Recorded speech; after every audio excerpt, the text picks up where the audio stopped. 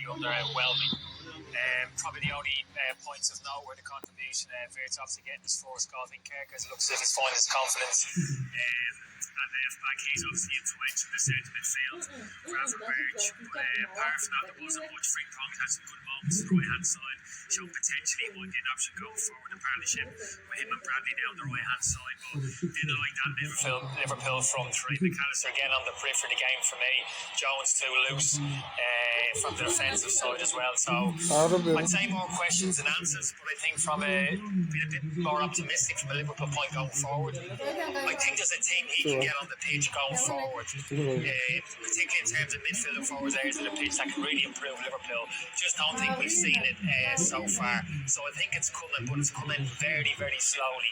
And that performance today, again, for me, I didn't enjoy. It was a really tough watch. Did you enjoy it any more than that? It was just a little comfortable second half. You know, from a period of dominance, you'd expect Liverpool to go on and dominate the ball and perhaps add a third. And it's a lovely Saturday afternoon for them. But the flimsiness of that midfield in Liverpool, it was like three individual players who were all doing their own individual thing. There was no cohesion there. You think all the great midfields that are around at the minute, you think Rodri, it's a pillar of strength, middle of the pitch, you know, controlling the central areas. You think Fabinho, even in Liverpool, just an ever-present in the middle of the park. Curtis Jones, I thought, did really, really well today. Covered a lot of ground. But he seemed to be everywhere but in the middle of the park. And then when the ball got transferred back into the middle of the park, McAllister seemed to be high up the pitch. Gravenberch seemed to be high. So if you could freeze frame that midfield at any moment, and the three of them were just very far away from each other. Lack of cohesion between the three of them. And at 2-0 up, you just want 2-6 to just sit and go, right, if we lose the ball, right, we're just going to sit here and they're not going to come right down the gut of us and get left on goal. But too often they were just missing in action, and there seemed to be big spaces around that Liverpool midfield. You're right. So how do you sort that? How do you get those two number sixes you were talking about on the pitch? One number six would do it. Yes, but you've got two.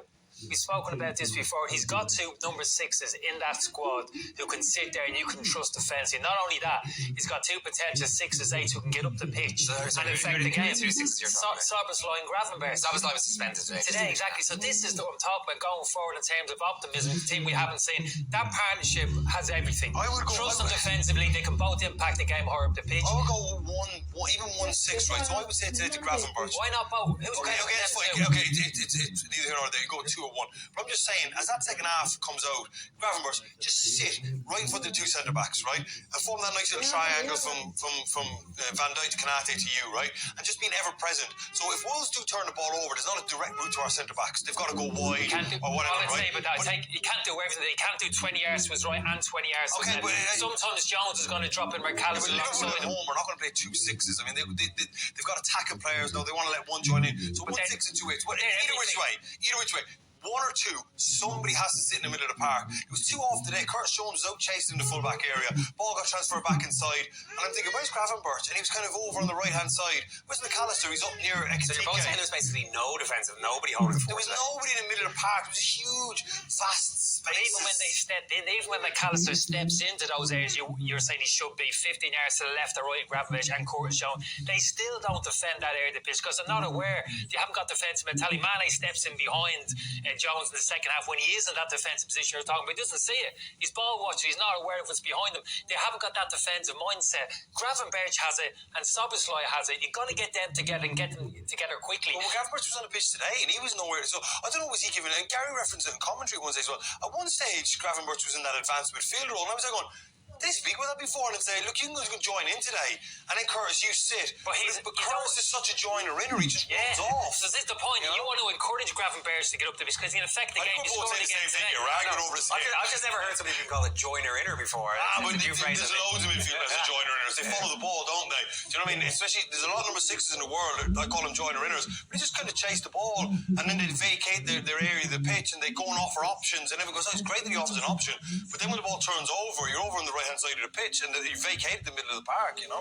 I just think that's so obvious. Like, I think we'll have to see it because we'll have to see it. Gravenberch today, just to sit right there in front of the back too. and just say, look. Well, he has to do it, but then you restrict him. Gives the player who can affect the game both areas of the pitch. My point is, stop us slide players there. You can say, Grabenberch, get up the pitch and affect the game because we can trust Slabberslide behind the ball. It's that looseness that you're talking about there. If you want to join in, you join in. Curtis Jones is joining in, and Grabenberch is joining in, and all of a sudden Wolves started picking up second balls. They started having a bit of joy, and it's just very comfortable. I think you shouldn't have to work that hard at 2.5 time. Yeah, I think Slabberslide solves that, and not only that, then you can work from that. That's solid base we're talking about them two.